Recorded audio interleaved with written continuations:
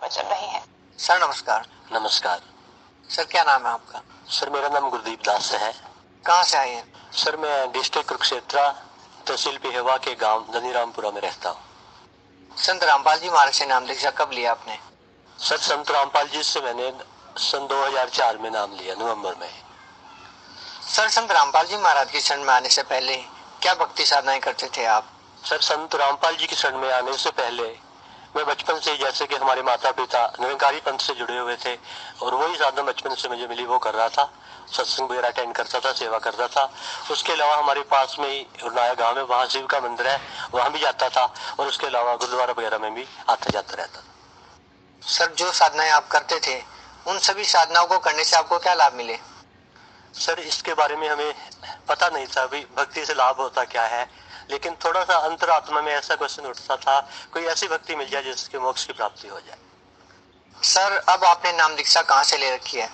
Sir, इस समय मैंने संत रामपाल जी महाराज से दीक्षा ली रही। सर कहा जाता है कि गुरु नहीं बदलना चाहिए, गुरु बदलना पाप है। सर पहले आपने किसी और पंथ से नाम दीक्षा ले रखी थी, अब संत रामपाल जी महाराज को गुरु बना लिया है। सर क्या कहना चाहेंगे?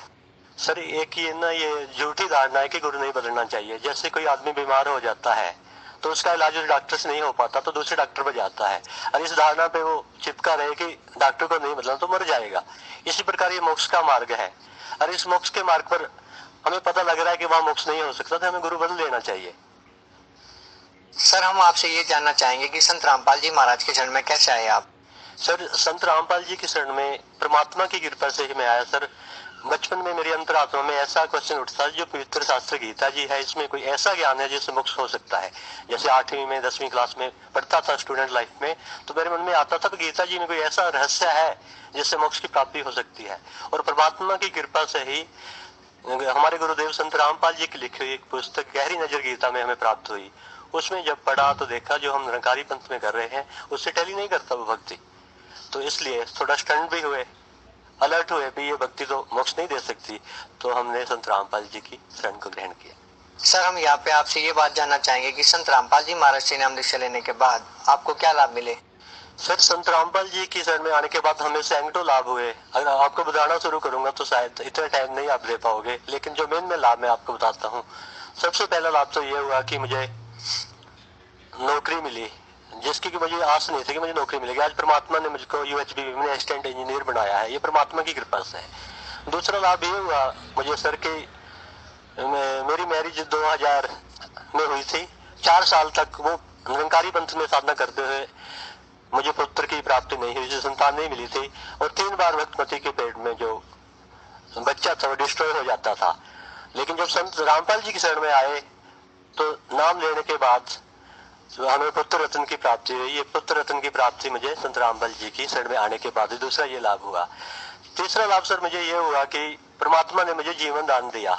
एक बार न पुराना आश्रम है गुरुदेव का बरवाड़ा में, वहां पे गए हुए थे। जब गुरुजी से आशीर्वाद लेने गए तो गुरुजी कहने लगे, बेटा दर्शन के लिए जल्दी जल्दी आया करो।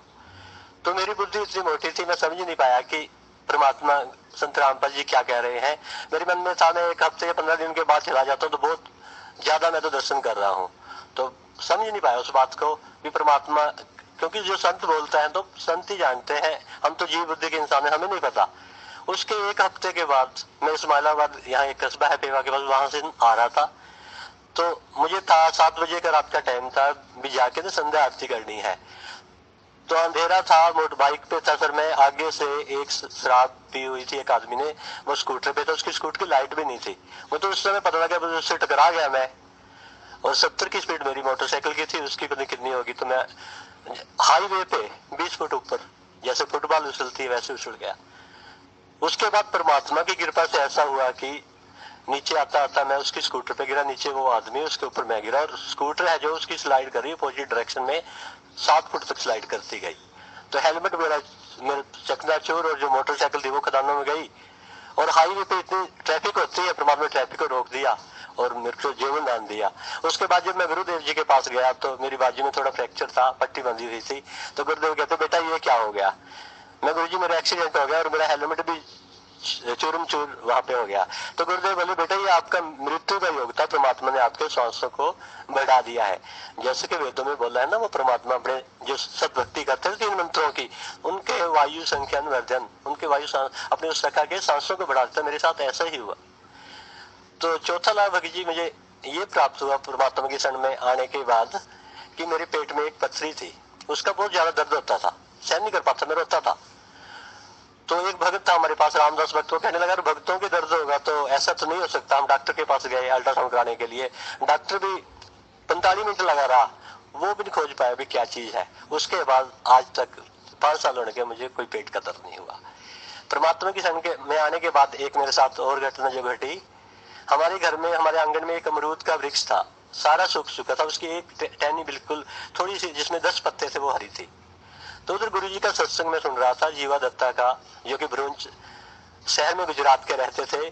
परमात्मा को पाने का उन्होंने एक फार्मूला बनाया था कि परमात्मा कैसे मिलते हैं। ये फार्मूला बनाया था भी ये सूखी टहनी जो मैंने धरती में गाड़ दी है ना, जिस परमात्मा की शरणामत से ये सूखी टहनी हरी हो जाएगी वो परमात्मा होगा।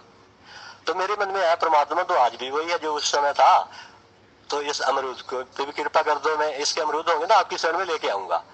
तो आज भक्त जी वो अमरूद हरा का भरा है, लाल अमरूद, उसको इतने अच्छे लगते हैं, भक्त खाते हैं ना, वो कहते हैं इस लोक के अमरूद नहीं है, ये किसी दूसरे लोग के, वो परमात्मा की कृपा से मिले। ऐसे ऐसे भक्त जी कई लाभ हुए। जैसे एक बार कोई जरूरी डॉक्यूमेंट था, मैं अपने उसमें रखा हुआ था अलमारी में, तो मैं उसको ढूंढ रहा था, मुझे नहीं मिला, 3 बार ढूंढ चुका था। मैंने ना दंडवत प्रणाम किया गुरु जी को, मैं परमात्मा आज आप रक्षा करना, ये जरूरी है, मुझे मिलना चाहिए, नहीं तो मेरी भक्ति में खंडन आएगा, चिंता बनेगी। तो तीसरी बार जब अलमारी को खोला, परमात्मा ने उस फाइल को सबसे ऊपर रख दिया। 3 बार प्राप्त करने से प्रयास नहीं मिला, चौथी बार परमात्मा की कृपा से सबसे ऊपर मिला। ऐसे ऐसे हजारों चमत्कार परमात्मा कर चुका है। सर हिंदुस्तान में बहुत सारे धर्मगुरु हैं, संत रामपाल जी महाराज से नाम दीक्षा क्यों लिया आपने? सर ये क्वेश्चन आपने काफी महत्वपूर्ण पूछा। गुरु तो बहुत है, लेकिन हमें आज तक गुरु जी के बारे में पता नहीं था कि असली गुरु कौन होता है और नकली कौन होता है। किसी भी गुरु को परखने के लिए कोई कसौटी होती है, कोई मापदंड होता है जिसपे उस गुरु को परख सकते हैं। आज तक हमें ज्ञान नहीं था, धार्मिक गुरुओं के शरण में तो गए हुए थे, लेकिन हमें ज्ञान नहीं था कि गुरु को परखना कैसे होता है। गुरु जी संत रामपाल जी शरण में आने के बाद हमें पता लगा कि सच्चा गुरु क्या होता है। जैसे कि गीता जी के 16वें अध्याय में बताया है असली गुरु के बारे में, कहता अर्जुन जो शास्त्र विधियों को त्याग कर भक्ति में मनमाना आचरण करता है, ना उनको कोई सुख, ना कोई सिद्धि, ना कोई परम गति। इसलिए भक्ति में तेरा क्या कर्तव्य है, क्या है कर्तव्य, इसके लिए शास्त्र प्रमाण है, और तो शास्त्र विहित ही कर्म कर। तो अब हमें पता लगा हम तो शास्त्रों से बाहर चल रहे थे। तो ये ज्ञान शास्त्रों के अनुसार आज संसार में कोई नहीं दे रहा। एक तो ये कारण है कि गुरु जी के शरण में आया। फिर उसके बाद जो मंत्र बताए गीता जी के 17वें अध्याय के 23वें श्लोक में, ओम तत्सत इति निर्देशे ब्रह्मणे त्रिविधि स्मृत है ब्रह्मण तेन वेदा च यज्ञ च विहिता पुरा। परमात्मा की प्राप्ति के लिए 3 ही मंत्रों का निर्देश है, ओम तत्व सत। जैसे गुरुदेव संत रामपाल जी ने बताया कि ओम तो खुला मंत्र है, तत्व सत कोड में है। आज वर्ल्ड में कोई भी ऐसा गुरु नहीं है कि तत्व सत को बता सके। ओम लेवल तक का भी कोई संत नहीं जिसको पूरी नॉलेज हो कि ओम की भक्ति के साथ क्या टर्म कंडीशन लागू होती है, कैसे किया जाता है, 5 तरह के यज्ञ चलते हैं। तो गीता जी में बताया गया है कि ओम मंत्र जिस परमात्मा का मंत्र है, वहां से तो भक्ति की शुरुआत है, आरंभ करनी है। आज ये जितने भी ये संत महात्मा है, कोई भी ओम की भक्ति नहीं दे रहा। तो इसलिए संत रामपाल जी के शरण में आया। ऐसे ऐसे और भी कारण है। गीता जी के 4 अध्याय के 34 श्लोक में बताया है, तत्विधि प्राणी पेतन परिप्रश्न ज्ञानी ज्ञानम तत्वदर्शिनीम उपदेशयन्ति। मोक्ष का मार्ग तो तुझे तत्वदर्शी संत के पास ही मिलेगा, उससे विधि पूछना। तो जितने भी ये संत से अगर ये पूर्ण संत होते तो तत्वदर्शी संत अपने नाम के साथ लिखवाते। अब कोई मेडिकल स्टोर की दुकान है तो मेडिकल स्टोर तो उसके ऊपर लिखा होगा ना, अब डॉक्टर की दुकान तो डॉक्टर लिखेगा, किराने की दुकान में किराना लिखेगा। जिस संत के पास ये भक्ति विधि थी वही तो लिख सकता। आज तक किसी भी संत ने तत्वदर्शी संत नहीं लिखा। तो ये गुरु वही गुरु है जो 4 अध्याय के 34 श्लोक में लिखा है, तत्वदर्शी संत। तो गुरु जी पहली बार इस कलयुग में जहां तक है भी अपने नाम के साथ तत्वदर्शी संत लिख रहे हैं, इसलिए संत रामपाल जी शरण में हम आ गए। सर कुछ लोगों की धारणाएं हैं कि संत रामपाल जी महाराज सभी धर्मगुरुओं की निंदा करते हैं, सर क्या कहना चाहेंगे? सर उनको इस चीज का ज्ञान नहीं कि गुरु जी निंदा कर रहे हैं या परोपकार कर रहे हैं। अब कोई आदमी सच्चाई बोलता है, अगर अज्ञानता के कारण उसको निंदा कहता है तो उसका दुर्भाग्य है। निंदा किसको कहते हैं इसकी डेफिनेशन लोगों को नहीं पता। जैसे कोई स्कूल में टीचर पढ़ा रहा है, उसने न्यूमेरिकल जैसे गुरुदेव बताते हैं गलत कर दिया, दूसरा टीचर उसी समय पर आ जाता, वो देखता है कि उसने गलत किया हुआ है, तो उस टीचर का क्या फर्ज बनता है, अभी आपने ये गलत किया है, प्लीज सेट इट राइट। अगर वो टीचर उस समय चुप रहता है तो वो पाप कर रहा है। लेकिन गुरु जी जो ये संत जितना भी भक्ति मार्ग बता चुके हैं उसको टैली करें सदग्रंथों से, वेदों से, कुरान शरीफ से, और ऐसे संत जिन्हें परमात्मा को भाई उनके ज्ञान से, और इनका ज्ञान उनके साथ टैली नहीं होता। गुरु जी इनको लताड़ रहे हैं आपकी भक्ति मार्ग सही नहीं है, तो इनको टैली तो कर लेना चाहिए ना। अगर ठीक है तो इसका जवाब दे, क्यों नहीं दे रही है।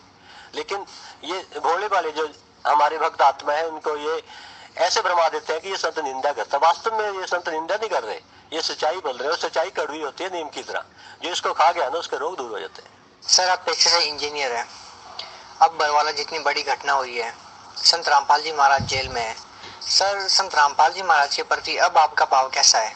कहते भक्ति भाव बाधो नदी सभी चले गहराए, सरता सोई जानिए जेठ मास ठहराए। ये हम भक्त समाज का गुरु संत रामपाल जी के जो शिष्य उनके लिए जेठ मास है। इसमें जो ज्ञान गुरु जी ने दिया ना उससे हमारा भाव और भी ज्यादा बढ़ गया है। ये परमात्मा है संत रामपाल जी, इनको अंदर करके ये भूल कर रहे हैं बहुत। ये देश के लिए भी बहुत बड़ा दुर्भाग्य है कि एक ऐसे संत को जो गीता जी के अनुसार, जो वेदों के अनुसार भक्ति कर रहा है, उसको अंदर कर दिया। ये इन लोगों का दुर्भाग्य है। इनको सभी बुद्धिजीवी हैं जैसे हमारे देश के लोग हैं, बहुत विद्वान है, इनको देखना चाहिए कि किसी के भरमाने से कोई फैसला नहीं लेना चाहिए। दोनों पक्षों को सुनकर, जैसे किसी ने शिकायत की भी ऐसे ऐसे संत ये करते हैं वो करते हैं, तो हमारे आदरणीय जो प्रधानमंत्री मोदी साहब है, सीएम खट्टर साहब है, उनको विचार करना चाहिए था। संत रामपाल जी के पक्ष को भी सुनना चाहिए था, ऐसा कह रहे हैं क्या है। उसके बाद जो ये कर देते हैं पॉलिटिकल जो ने प्रोपेगेंडा किया है इस ज्ञान को दबाने के लिए, क्या परमात्मा के ज्ञान को कोई दबा पाया आज तक?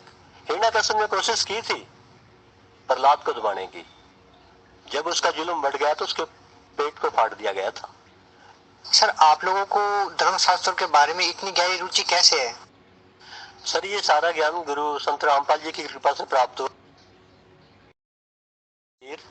परिकोश है, आशीष दत्त नाम है। जो परमात्मा जब धरती पर आते हैं ना, जीवात्मा के उद्धार के लिए 3 नाम देते हैं। जो क्या करते हैं, जनन शरणिंद्र से वायु संख्यान वर्धन, उसको जन्म और मृत्यु के रोग से निकाल देते हैं, उसको पवित्र करते हैं और उसको सतलोक ले जाते हैं। यही बात सतगुरुदेव ने हमें बताई कि कुरान शरीफ में भी लिखी हुई है। सूरत फुरकानी सूरा नंबर 42 आयत नंबर 1 में एन सीन कप, ये 3 मंत्र है। यही बात गुरु ग्रंथ साहब पवित्र शास्त्र में बोली गई है 1328 नंबर पृष्ठ पे। पवित्र गुरु ग्रंथ साहब के अग्नि बिंब पवंदी बाणी 3 नाम दे दासा, ते तस्कर जो नाम न लियो मर मर पचे 50। तो ये सत गुरु जी का जो नाम है, गुरुदेव ने जो हमें दिया है वो नाम ऑथेंटिक है।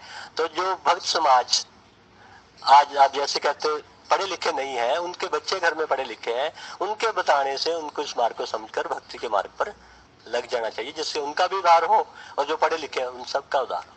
सर जो साधक आज भी संत रामपाल जी महाराज से जुड़ना चाहते हैं वो संत रामपाल जी महाराज से कैसे जुड़ सकते हैं? सर जो लोग संत रामपाल जी से जुड़ना चाहते हैं, आज टीवी चैनल पे आजकल गुरुदेव के सत्संग आ रहे हैं, उनके नीचे पीले येलो कलर की पट्टी आती है, उसमें मोबाइल नंबर होते हैं, उन पर संपर्क करके आप जैसे जिला वाइज सतगुरु जी ने नामदान देने का आदेश दिया, वहां पे जाके अपना उद्धार करवा सकते हैं भक्तात्मा। सर संत रामपाल जी महाराज से नाम दीक्षा लेने के लिए कितने पैसे देने होंगे? सर इसके लिए कोई पैसा नहीं देना पड़ता, ये तो लोग वैसे अफवाह उड़ाते हैं। हम जब नाम लिए था कोई पैसा नहीं लिया गया, उल्टा वहां से अच्छा खाना मिलता है रहने के लिए और स्नान के लिए, और अच्छा खाना मिलता है, कोई पैसा नहीं लिया जाता। ये तो लोग वैसे एक तरह की अफवाह उड़ाते हैं, ऐसा कुछ नहीं है, सच्चाई है वहाँ कोई पैसा नहीं लिया जाता। सर सतलोक आश्रम बरवाला के बारे में आप क्या कहना चाहेंगे? सतलोक आश्रम बरवाला पूरी धरती पर एक बहुत अच्छा स्थान है, जहाँ के परमात्मा की भक्ति की शुरुआत इस कलयुग में हुई है और परमात्मा वास्तविक स्थान दे रहे हैं। ऐसा पवित्र स्थान मेरे अंदाजे में तो पूरे विश्व में कहीं भी नहीं है। सर भगत समाज को क्या संदेश देना चाहेंगे? सर भक्त समाज को संदेश तो नहीं, करबत होकर हम प्रार्थना ही कर सकते हैं कि आज तक जितने भी हमारे हिंदुस्तान में इस कलयुग में संत हैं, किसी को भी परमात्मा के बारे में नॉलेज नहीं, परमात्मा कौन है जिसका ऑथेंटिक प्रूफ ये दे सके। जबकि गीता जी के 8वें अध्याय के 9वें श्लोक में लिखा है, कवियम पुराणम अति सीताराम अचिंत्य वर्णन आदित्य वर्णन प्रशस्ते। वो परमात्मा जब यहाँ धरती पर आता है तो एक कवि का रोल करता है। उस परमात्मा की भक्ति करनी चाहिए और इसी बात का समर्थन हमारे वेद भी करते हैं। जैसे कि साम वेद में, हमारी ऋग्वेद में मंडल नंबर 9 में उसकी मंत्र नंबर 16 में बताया गया है, कबीर गिरबी काव्ये न कबीर संत सो में पवित्रम अतियेति रेपन। वो कवियम जो कवि रूप में परमात्मा यहाँ धरती पर आता है, अपनी कबीर वाणी के माध्यम से, अपनी कविताओं के माध्यम से अपनी भक्त आत्माओं को पवित्र करता है और 3 मंत्र का नाम देता है। उसको यहाँ प्रसिद्ध कवि की उपाधि दे दी जाती है, जिसके बारे में गीता के 8वें अध्याय के 9वें श्लोक में कवियम बोला है, उसको यहाँ कवि की उपाधि दे दी जाती है। लेकिन वो परमात्मा वास्तविक रूप में तृतीय धाम की उस स्थायी भूमि पर एक संत रूप में विराजमान है, एक सिंहासन पर वो परमात्मा है। आज तक जितने भी संत थे उनको ये नहीं पता परमात्मा कौन है। कोई परमात्मा को साकार कह रहा है, कोई निराकार कह रहा है, किसी ने आज तक नहीं बताया कि परमात्मा कबीर है, जिसको कि गुरु संत रामपाल जी ने शास्त्रों के आधार पर सिद्ध कर दिया। इसलिए भक्त समाज से मैं यही करबद्ध प्रार्थना करता हूँ कि शास्त्रों को ध्यान से, गुरुदेव जी की सत्संग को सुनो और उनके आधार पर जैसे वो प्रमाण देते हैं परमात्मा कौन है, उसकी प्राप्ति का क्या साधन है। जब प्रमाण मिल गए तो किंतु परंतु कोई क्वेश्चन नहीं रह जाता, तो आपको परमात्मा की भक्ति करके यहाँ से पीछा छुड़वाना चाहिए। ये संदेश देना चाहता हूँ। सर बहुत बहुत धन्यवाद आपका। सत्संग